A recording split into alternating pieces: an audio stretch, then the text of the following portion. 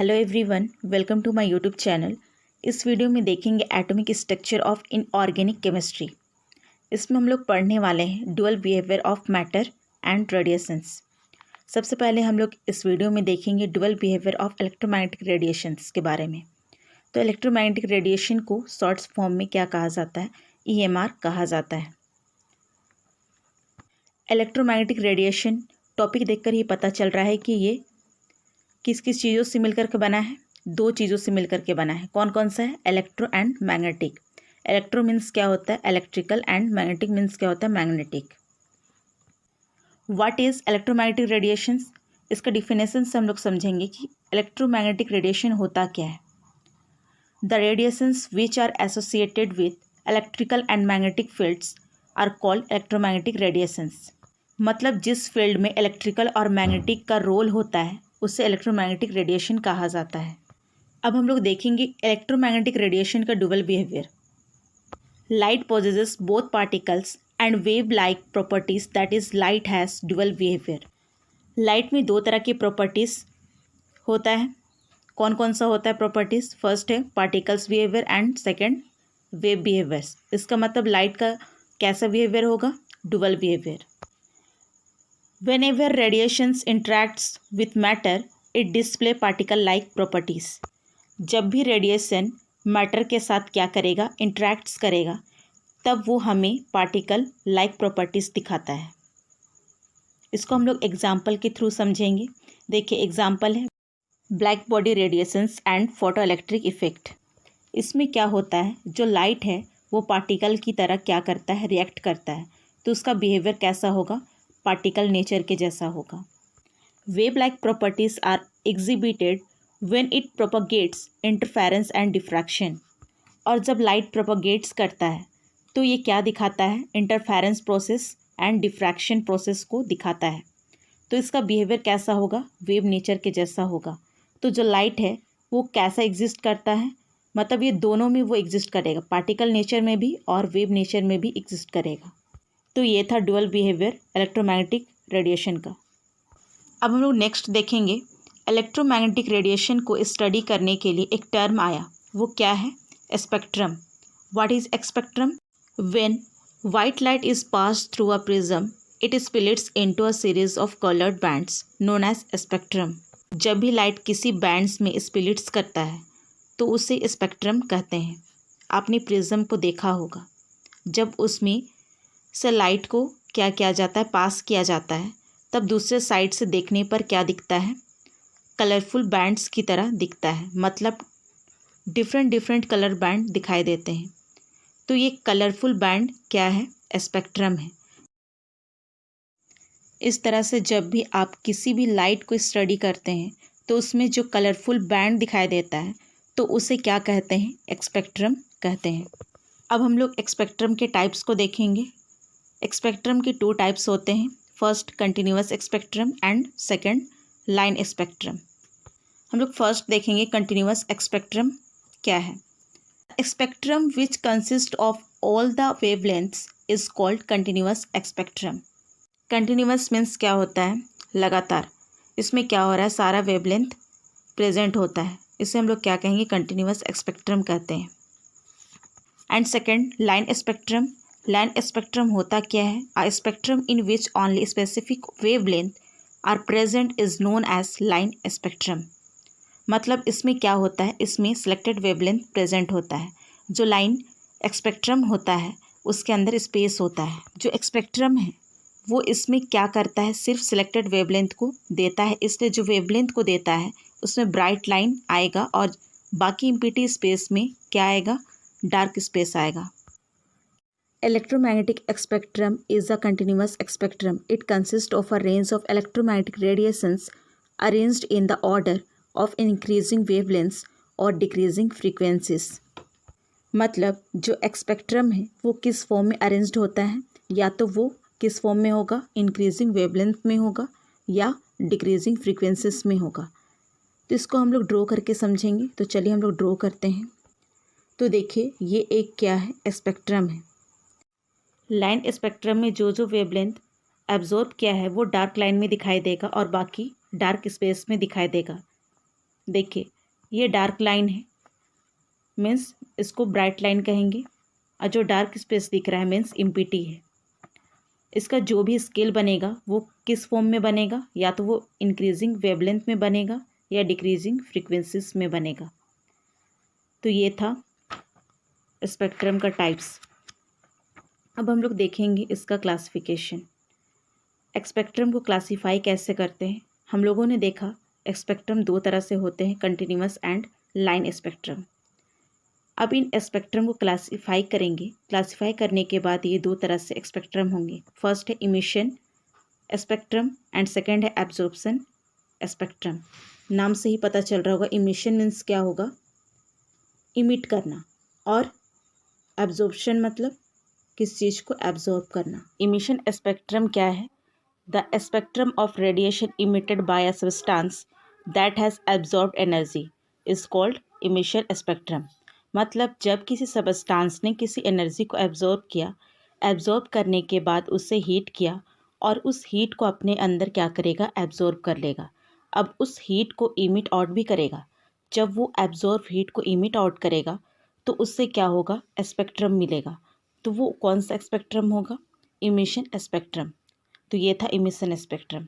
And हम लोग next देखेंगे second, absorption spectrum. Absorption spectrum क्या होता है? This spectrum is obtained when radiation is pass through a sample of material. The sample absorb radiation of certain wavelength. The wavelength which are absorbed are missing and come as dark lines.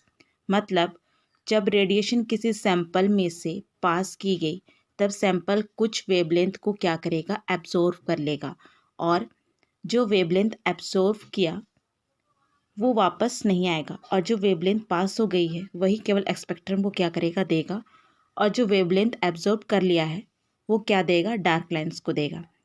तो हमने दो तरह से classification के types को देखा, emission spectrum and absorption spectrum. Next है spectroscopy. Spectroscopy क्या है? द स्टडी ऑफ इमिशन और absorption spectra is referred as spectroscopy. मतलब इमिशन और एब्जॉर्प्शन स्पेक्ट्रा की स्टडी को क्या कहते हैं, स्पेक्ट्रोस्कोपी। हम दूसरे वे में अगर बोले तो इसको कहेंगे स्पेक्ट्रम की स्टडी को स्पेक्ट्रोस्कोपी कहते हैं। तो ये था स्पेक्ट्रोस्कोपी का डिफिनेशन। हम लोगों ने देखा इमिशन और एब्जॉर्प्शन स्पेक्ट्रम क्या होता है। अब हम लोग देखेंगे इमिशन और एब्जॉर्प्शन स्पेक्ट्रम कहाँ कहाँ प्रेजेंट होता है, किस एनर्जी लेवल पर प्रेजेंट होता है। देखिए ये इलेक्ट्रॉन लेवल्स हैं, जो इलेक्ट्रॉन्स के लेवल्स होते हैं, और उसमें जब जब हीट किया जाता है तब इलेक्ट्रॉन एक स्थान से दूसरे स्थान में क्या करता है, जंप करता है। That is n equal to 0, 1, 2, 3, 4 and 5। ये 5 एनर्जी लेवल है। जब इसे हीट करेंगे तो जो इलेक्ट्रॉन है वो यहाँ प्रेजेंट है, तो वो क्या करेगा, यहाँ से यहाँ चला जाएगा, यहाँ से यहाँ चला जाएगा। इस तरह से हर एक लेवल में, मतलब अपने अपने रिस्पेक्टिव लेवल पर जाएगा, या फिर वो वापस आएगा। हो सकता है यहाँ से सिर्फ यहाँ आए या यहाँ से यहाँ। देखिए यहाँ पर फिगर में इसको क्या बोलेंगे, एब्जॉर्प्शन। मतलब इसमें क्या हो रहा है, जब एग्जिस्ट स्टेट में जा रहा है। और इमिशन किसको बोलेंगे, देखिए ये वाला है इमिशन, जब वो एग्जिस्ट स्टेट से क्या हो रहा है, वापस नीचे की ओर आ रहा है। तो ये था इमिशन और एब्जॉर्प्शन लेवल में कहाँ कहाँ प्रेजेंट होते हैं, हम लोगों ने देखा। अब हम लोग पढ़ेंगे spectral line for atomic hydrogen.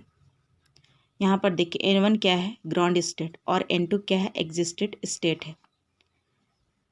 तो जब ग्राउंड स्टेट N1 फर्स्ट वाले में है, और जब इलेक्ट्रॉन फर्स्ट से क्या कर रहा है, सेकेंड एंड थर्ड लेवल तक क्या कर रहा है, ट्रांजिशन कर रहा है, तो वो कौन सा सीरीज आएगा, कौन सा स्पेक्ट्रम आएगा, लाइमन।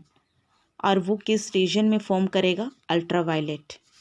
इसी तरह से जब ग्राउंड स्टेट N1 सेकेंड वाले में है, और जब इलेक्ट्रॉन सेकेंड से क्या कर रहा है, थर्ड और फोर्थ लेवल तक ट्रांजिशन करेगा, तो कौन सा सीरीज आएगा, बाल्मर। और वो कौन सा रीजन में फॉर्म करेगा, विजिबल। इसी तरह से नेक्स्ट देखिए, जब ग्राउंड स्टेट N1 3 वाले में है, और जब इलेक्ट्रॉन 3 से क्या कर रहा है, फोर्थ एंड फिफ्थ लेवल तक ट्रांजिशन करेगा, तो कौन सा सीरीज आएगा, कौन सा स्पेक्ट्रम आएगा इसमें, पास्चन। और वो किस रीजन में फॉर्म करेगा, इंफ्रारेड रीजन। एंड नेक्स्ट हम लोग देखेंगे, जब ग्राउंड स्टेट N1 4 वाले में है और जब इलेक्ट्रॉन 4 से क्या करेगा, 5th और 6th लेवल में ट्रांजिशन करेगा, तो कौन सा सीरीज आएगा इसमें, ब्रैकेट। और वो किस रीजन में फॉर्म करेगा, इंफ्रारेड। इसी तरह से लास्ट है, जब ग्राउंड स्टेट किस में है, N1 5 वाले में है और जब इलेक्ट्रॉन क्या कर रहा है, 5 से 6 और 7 में क्या करेगा, ट्रांजिशन करेगा, तो कौन सा स्पेक्ट्रम आएगा, कौन सा सीरीज आएगा इसमें, पी फंड। और वो किस रीजन में फॉर्म करेगा, इंफ्रारेड। तो ये था spectral line for atomic hydrogen. अब आपको wavelength, wave number and frequency निकालना होगा, तो कौन सा इक्वेशन यूज़ करेंगे, तो इसके लिए रदरबर्ग ने एक इक्वेशन को दिया। देखिए इक्वेशन क्या है, 1/λ equal to RH 1/2 NF minus 1/2 NI।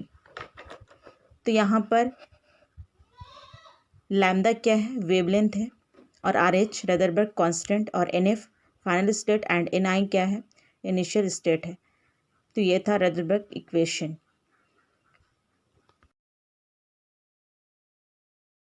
अभी तक हम लोगों ने क्या क्या स्टडी किया, व्हाट इज़ इलेक्ट्रोमैग्नेटिक रेडिएशन, फिर हमने देखा dual behaviour of electromagnetic radiation, उसके बाद स्पेक्ट्रम के 2 टाइप्स को स्टडी किया, उसके बाद में क्लासिफिकेशन ऑफ स्पेक्ट्रम को देखे, उसके बाद स्पेक्ट्रम की स्टडी को क्या कहते हैं उसको देखा, उसके बाद में हम लोगों ने देखा spectral lines for atomic hydrogen.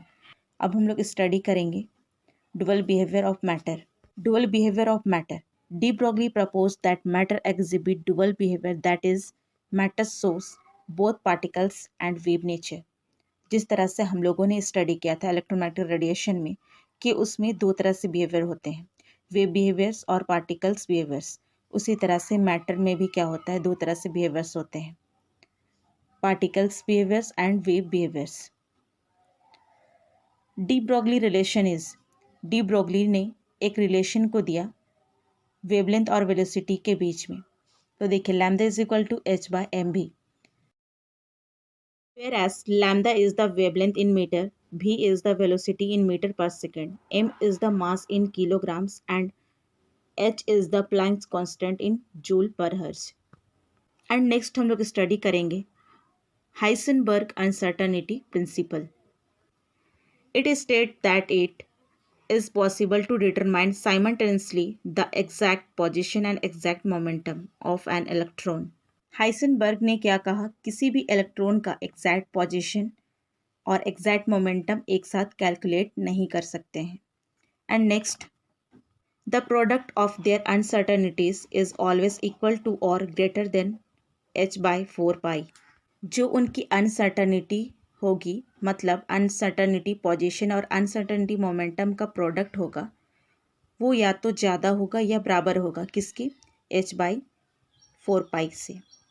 And last principle है Heisenberg uncertainty principle rules out the existence of definite path और trajectories of electron and other similar particles.